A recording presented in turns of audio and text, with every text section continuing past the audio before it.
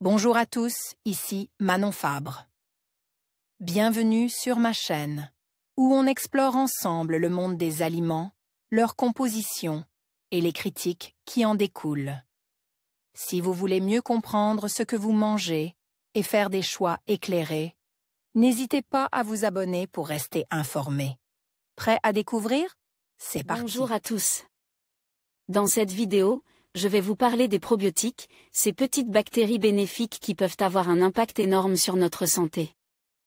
Je vais vous expliquer quels sont leurs bienfaits, où les trouver dans notre alimentation quotidienne, et quand il est judicieux de faire une cure. Que vous soyez novice en la matière ou que vous souhaitiez approfondir vos connaissances, cette vidéo est faite pour vous. Alors, restez avec moi pour découvrir tout ce que vous devez savoir sur les probiotiques. Qu'est-ce que des probiotiques ? Le mot probiotique vient du grec pro qui signifie en faveur de et biotico, la vie. Autrement dit, les probiotiques sont des substances bénéfiques à la forme et à la santé. Il s'agit de bonnes bactéries, naturellement présentes dans les flores buccales, intestinales, tubes digestifs et vaginales. Ces bactéries sont divisées en genres, subdivisées en espèces, elles-mêmes subdivisées en souches. À quoi servent les probiotiques ?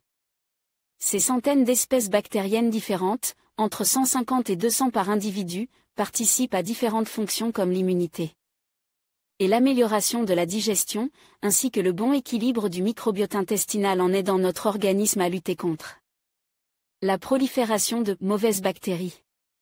Ce sont des micro-organismes pathogènes, responsables, lorsqu'ils sont en surnombre, de divers problèmes de santé.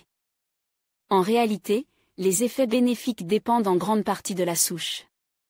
En 2001, les probiotiques ont été définis par l'Organisation mondiale de la santé, OMS, comme des micro-organismes vivants qui, lorsqu'ils sont ingérés en quantité adéquate, exercent des effets positifs sur la santé, au-delà des effets nutritionnels traditionnels. Avoir aussi actualité se protéger de l'hiver grâce à un probiotique ? Rappelons également que le microbiote intestinal est considéré comme un organe à part, voire comme un deuxième cerveau par certains membres de la communauté scientifique, au vu des connaissances actuelles sur ces divers rôles au sein de notre organisme. Et les probiotiques, qu'est-ce que c'est ? Les probiotiques servent de nourriture aux bactéries probiotiques. Nous retrouvons les probiotiques principalement dans les aliments renfermant des fibres alimentaires, comme les fruits, les légumes et les céréales complètes. Les probiotiques ne sont pas des micro-organismes vivants, mais plutôt des nutriments. Les probiotiques existent donc à l'état naturel ou sous forme de compléments alimentaires à base d'inuline de chicorée par exemple. Tout comme les probiotiques, ils participent à une bonne santé intestinale et générale. Quels sont les bienfaits des probiotiques ? L'intérêt et l'action des probiotiques n'est plus à démontrer. Ces substances exercent leurs bénéfices santé à différents niveaux et participent au bien-être général. Tour d'horizon sur le potentiel thérapeutique des probiotiques. Les probiotiques régulent les problèmes intestinaux, douleurs abdominales, troubles du transit, ballonnement ou flatulence, nausées et vomissements, pourraient être liés, en partie, à un microbiote intestinal déséquilibré. On parle alors de dysbiose. Lorsque les mauvaises bactéries sont en surnombre, la dégradation des composés alimentaires se fait mal et c'est toute la digestion qui devient laborieuse. Un apport en probiotiques a des effets positifs sur la digestion, en améliorant la qualité de la flore intestinale, il évite le développement de mauvaises bactéries lors de la digestion, tenant ainsi à distance les désordres tels que les douleurs, lourdeurs et ballonnements, précise Raphaël Grument. Selon une étude publiée en 2019, il participe également à une meilleure digestion du lactose et atténue les symptômes de l'intolérance à ce sucre du lait 1. C'est surtout le cas des bactéries lactiques, en particulier Lactobacillus rhamnosus GG, Lactobacillus casei, Lactobacillus acidophilus, Bifidobacterium bifidus et la levure Saccharomyces boulardii. Les probiotiques ont donc des effets bénéfiques sur la sphère digestive, en contribuant à une bonne santé intestinale. Les probiotiques diminuent la fréquence et la durée des diarrhées. La consommation régulière de ces substances permet de réguler le transit intestinal et de traiter les épisodes de diarrhée. Ils agissent en luttant contre la prolifération des microbes responsables du trouble du transit et en aidant l'intestin à combattre l'inflammation, explique Raphaël Grument. Ils permettent ainsi de réduire la sévérité et la durée de la crise. Ils sont particulièrement efficaces en cas de turista, la diarrhée du voyageur, ou lorsque ce trouble du transit survient à la suite de la prise d'un traitement antibiotique.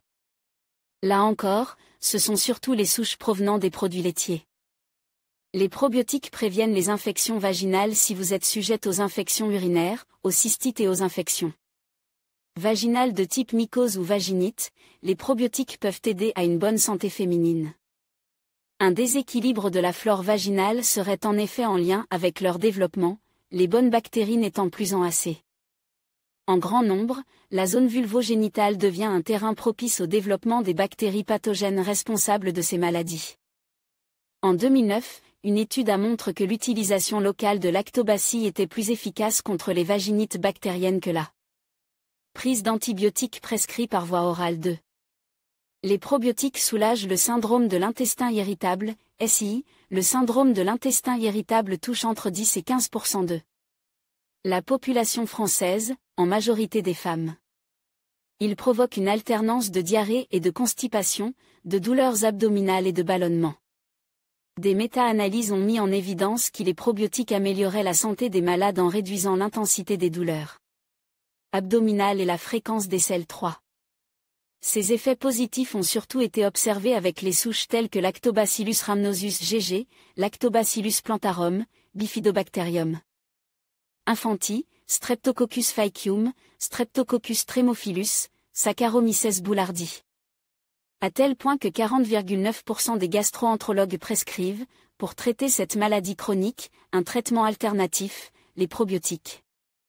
Arrivent en tête, loin devant l'homéopathie et l'ostéopathie 4.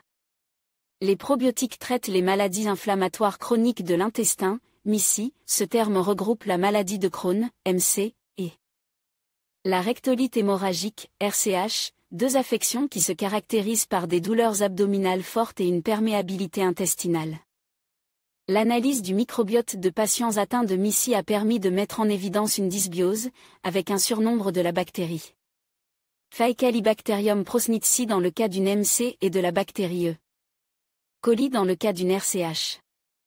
Parmi les différentes approches pour traiter ces deux maladies chroniques intestinales, la prise de probiotiques est une piste encourageante. Une étude a mis en évidence que les souches probiotiques Lactobacilles et Bifidobactéries avaient des effets anti-inflammatoires et antalgiques efficaces contre les MICI et permettaient tout à la fois de soulager les symptômes, d'allonger la durée des remissions et d'éviter la récidive 5. Les probiotiques préviennent le développement du diabète de type 2. L'équilibre de la flore intestinale et le recours à la prise de probiotiques peuvent également présenter des effets bénéfiques contre cette maladie chronique. En 2020, des chercheurs de l'INSERM, de Sorbonne Université, de l'APHP et de l'INRAE montrent que la prolifération de mauvaises bactéries augmente le risque de diabète de type 2 et l'aggrave lorsqu'il est déclaré 6. Comment ? En favorisant le développement du propionate d'imidazole, une molécule qui bloque l'action de l'insuline, l'empêchant de diminuer les quantités de sucre dans le sang. Les probiotiques renforcent notre système immunitaire. L'intestin est la principale porte d'entrée des bactéries responsables de maladies infectieuses. Pour protéger l'organisme des agressions extérieures, 70% des cellules de défense de l'organisme se situent dans les viscères, note notre expert. En assurant l'équilibre de la flore intestinale, les probiotiques améliorent son activité de barrière contre les microbes et bactéries. Et, en cas d'infection, stimulent significativement le taux d'anticorps, renforçant le système immunitaire et maximisant la protection contre les virus. En outre, les probiotiques ont fait la preuve de leur efficacité contre les infections pulmonaires et respiratoires. 7. Les probiotiques évitent les allergies chez les enfants selon différentes études. Une supplémentation par des probiotiques chez les enfants permet la réduction de la sévérité d'une dermatite atopique et des symptômes en cas de rhinite allergique. Par ailleurs, des recherches indiquent qu'une supplémentation de la mère au cours de sa grossesse en probiotiques puis de l'enfant pendant les 6 premiers mois de sa vie réduit d'environ 50% le risque de développer un eczéma. Les chercheurs pensent que les probiotiques pourraient réduire la production de cellules générant l'inflammation. 8. Les probiotiques luttent contre l'obésité. Des études montrent que les personnes en état d'obésité avaient un dérèglement du microbiote. De nombreuses pistes sont à l'étude, certaines bactéries auraient tendance à réduire la dépense énergétique, favorisant ainsi la prise de poids, tandis que la bactérie E.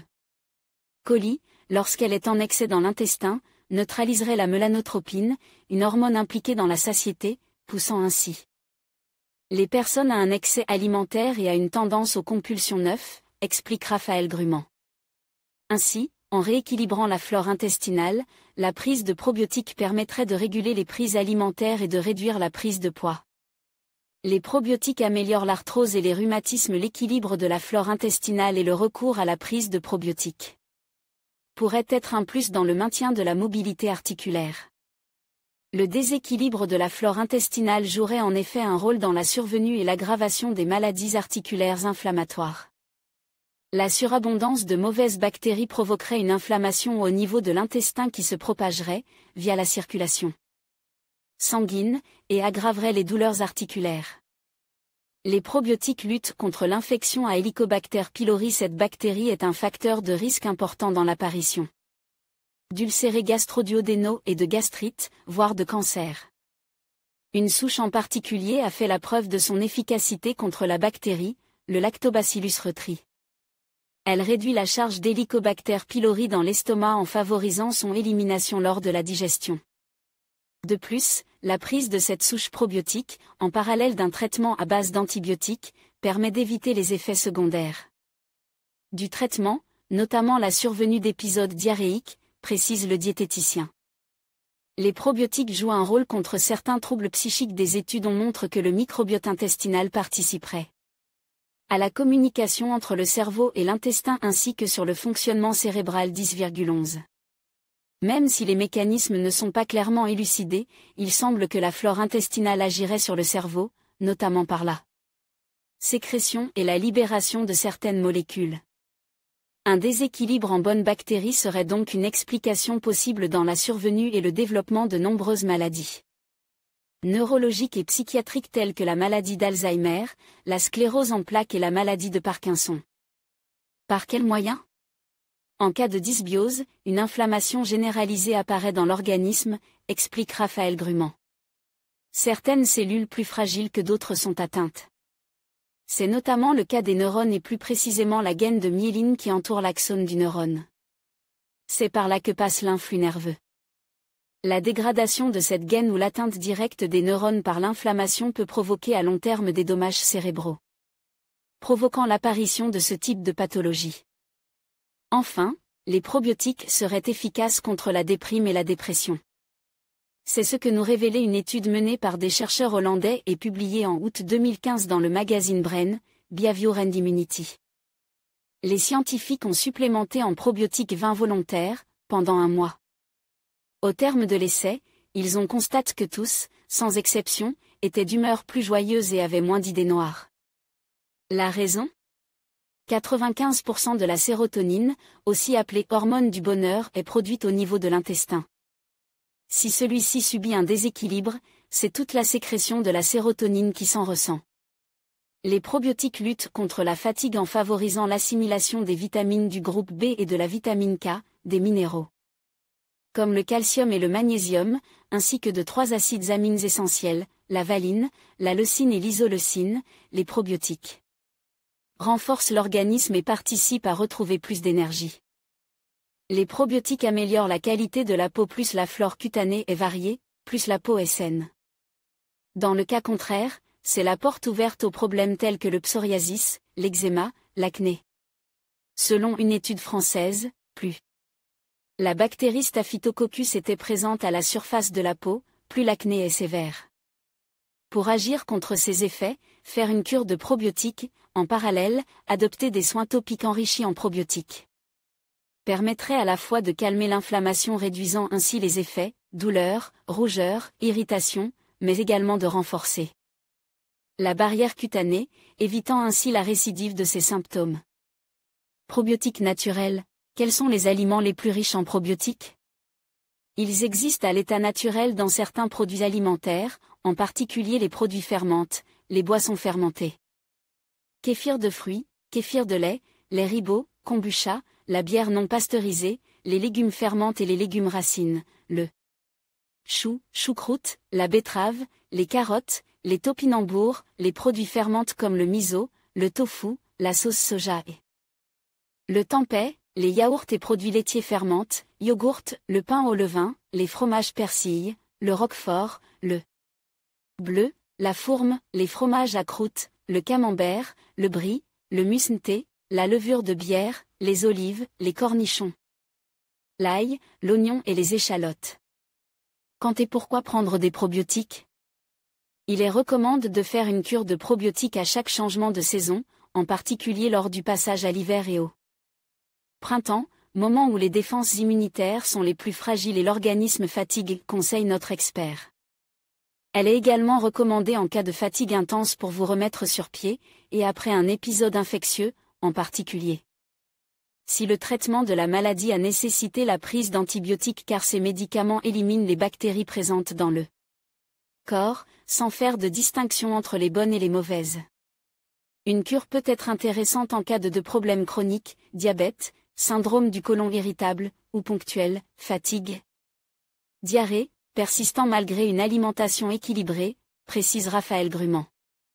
Sinon, il est recommandé de consommer des aliments riches en probiotiques, comme les produits laitiers ou les aliments fermentés tout au long de l'année pour maintenir un bon fonctionnement du système immunitaire et profiter des bienfaits des probiotiques alimentaires. Comment faire une cure de produits probiotiques? Vous pouvez inscrire plus régulièrement à vos menus les aliments riches en ces substances afin de varier la composition de votre microbiote intestinal. Mais dans le cadre d'une cure, il faudra vous tourner vers la prise de compléments alimentaires spécifiques, disponibles en pharmacie. Sous forme de gélules, qui apportera un bénéfice au fonctionnement de l'organisme. Idéalement, les gélules probiotiques sont à prendre le soir car elles s'implantent plus efficacement dans l'organisme lorsqu'aucun aliment n'est ingéré par la suite.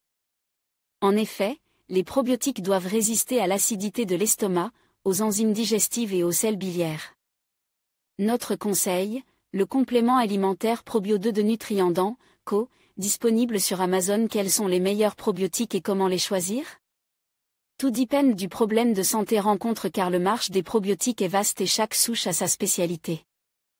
Les lactobacillus sont spécifiques aux troubles du transit, type diarrhée et douleurs abdominales liées à la prise d'antibiotiques.